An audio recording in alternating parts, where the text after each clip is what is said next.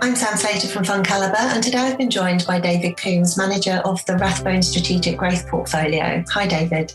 Hi. So, crystal ball time. Let's start with market, shall we? I think I've just seen that the S&P 500 is now almost double what it was at the low last March. So we've had some pretty amazing stock markets over the last year or so. What's the outlook for equities, bonds, and perhaps other asset classes for the rest of this year? Thanks.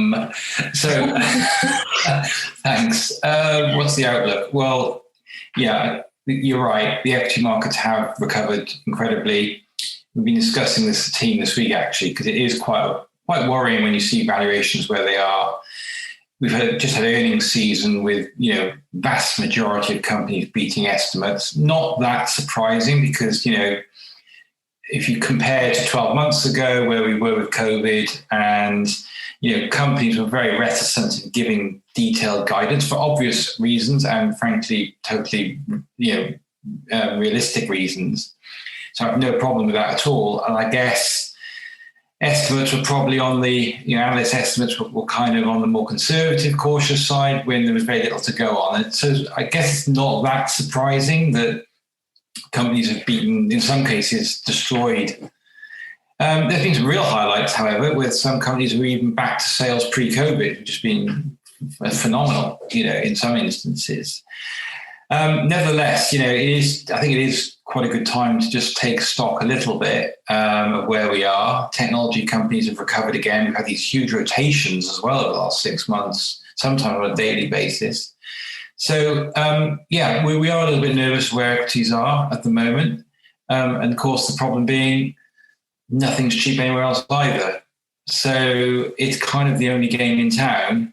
We are rotating the portfolios a little bit, taking some profits from some of the companies that have gone up 200% actually in 12 months, and just feel it's time to trim a few of those names. And we're kind of trying to look at, I hesitate to say value, but certainly look at some sectors that maybe have been weaker over the last couple of months, more cyclical type ideas. So it's tough. It's really tough. I'd love to say, we're off another 20%, but I think that's probably unlikely. And bond markets, and this is the other strange thing, right? You've got the bond markets that are kind of telling you, there's no real inflation around, there's no real growth around, and yields are really low and sort of grinding even lower. And the equity market at highs, as you just pointed out. So who's wrong? I'm back in the equity market, though. You are, okay. At the moment, which is kind of dangerous because the bond market's usually right. So I'm going against conventional wisdom.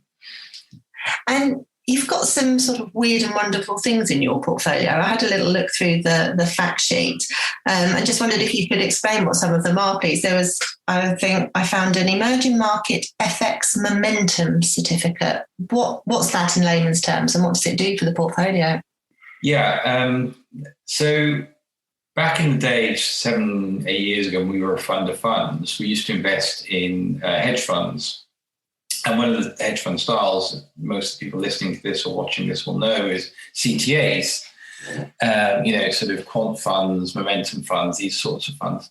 And we often used to joke that we wanted the CTA without equities because as the CTA funds got bigger and bigger and they needed liquidity, they started adding equity strategies into those funds that often were correlated to equity markets. You lost that kind of diversification impact. Since we've gone directly invested and as the funds have grown in size, it means that we can now go to investment banks ourselves and recreate some of these CTAs strategies. And the EMFX is one of those. It's probably not the best example. I might come to another couple in a minute. But what this one essentially does, it's a momentum trade based on emerging market currencies. And it basically is long the carry, i.e. the interest rate differentials between emerging market currencies and US dollars. And on a long-term basis, we just want to be long of that carry. However, if volatility increases, it switches to becoming short EM and long US dollars. So I think of it as a hedge fund that's a long-short emerging market currency. It's the way to think about it. But we're doing it within a structured note.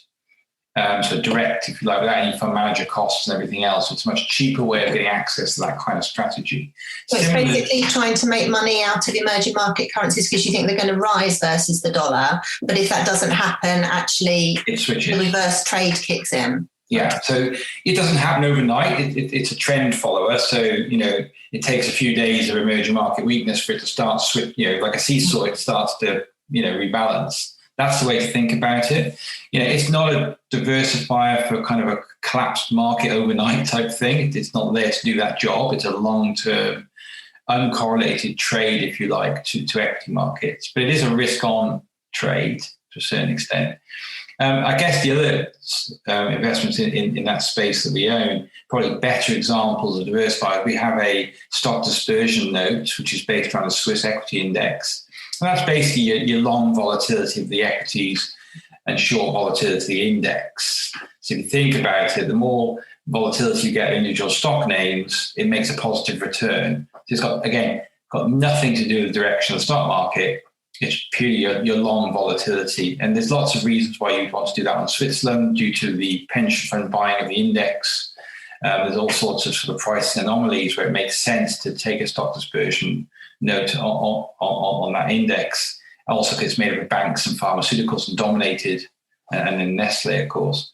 And then finally, one we're just doing at the moment, which I can't talk too much about, but it's basically where we're going long volatility on interest rates. So again, directionless, doesn't matter if interest rates go up or down, but as we think inflation fears will come and go a lot over the next year or so, we think there will be more volatility in rates expectations, and we want to be long that volatility. And again, there are the reasons for institutional buyers of again, pricing anomalies and forward interest rates that we can take advantage of by again, working with an investment bank to put together that strategy. So it's a really efficient way of kind of creating our own mini CTA, if you like. And you've already mentioned that you think equities are quite expensive, bonds as well.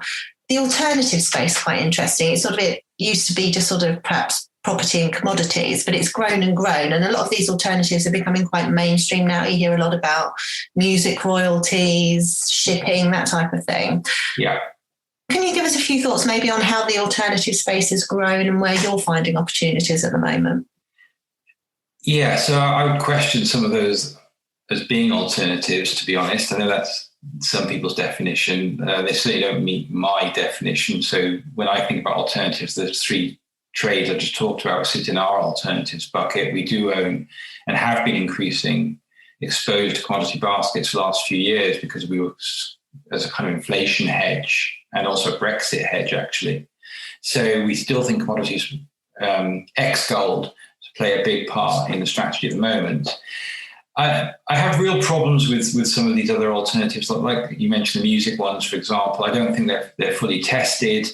I think you look what's happening with Taylor Swift with the re-recording of master tapes. Trying to understand how secure your rights are and whether there be government intervention and antitrust laws.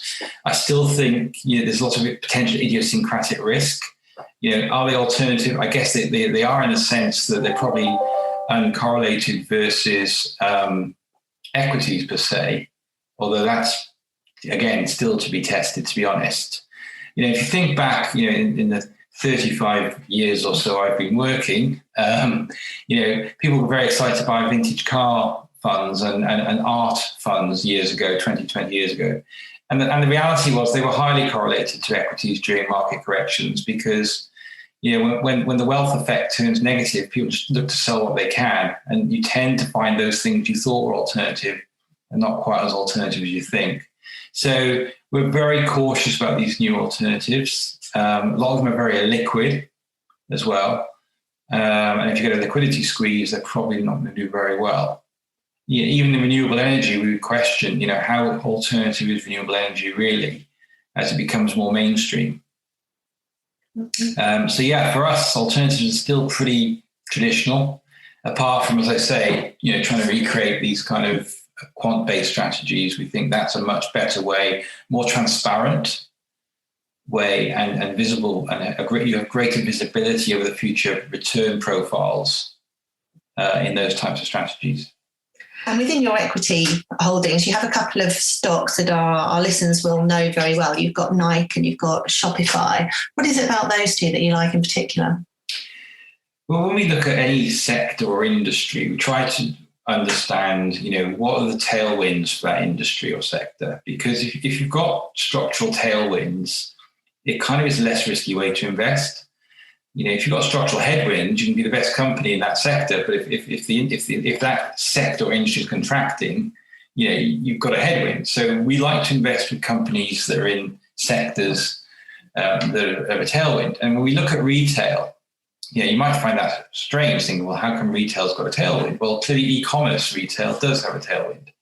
And so when we look at who are the likely competitors to Amazon, we think Nike and is with its focus now more on selling direct to consumer through its own online presence, through digital marketing, but also coupling that with their destination stores, that proper customer experience type, bricks and mortars. They're combining bricks and mortar with a very, very sophisticated digital online channel. We think that's really compelling, and it's a model that many could try to meet, but you need the capital to do it. Shopify clearly allows many brands to retain their brand value and sell directly to consumer rather than becoming a third-party supplier to Amazon and losing your brand value. So we think it really plays into the future of retail as companies start to think about how do we offset the Amazon effect and impact. And we also like Kion, for example, which is a company that makes kind of the robotic arms and autonomous vehicles in the big distribution centers within retail. I think the Amazon distribution center, Next distribution, et cetera, et cetera. So we're looking at playing retail throughout the value chain where you've got this very sophisticated omni-channel.